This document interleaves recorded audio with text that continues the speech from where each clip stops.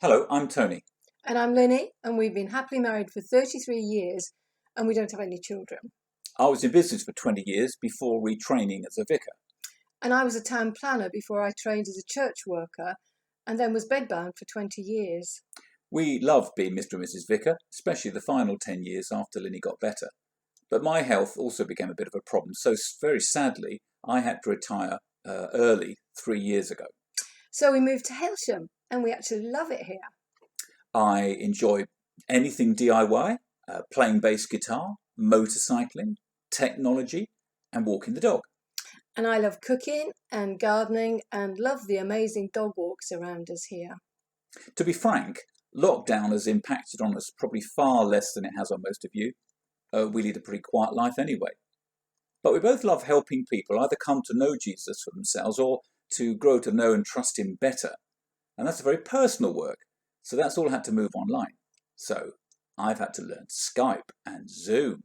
And me too. And I've also worked out how to make a Tesco shop last for a whole fortnight, and it can. Neither of us knew anything about Jesus until we were young adults, really. I never thought about God. I certainly never prayed. I used to pray for a little while when I was a teenager when life was tough, but I always felt my prayers just bounced off the ceiling. But both our lives completely changed around about the same time, but at different ends of the country.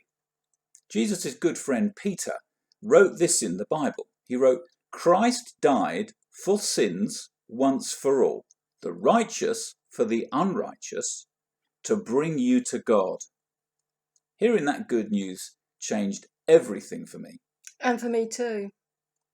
I didn't think I was a bad person, but to hear that God came to earth, a completely good person, yet came to die in my place to bring me to God so that I could know God and his love forever, it blew me away.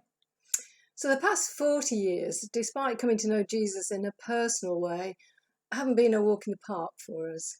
But God has lovingly looked after us and answered so many prayers that, well, we just have to be mad not to trust him now.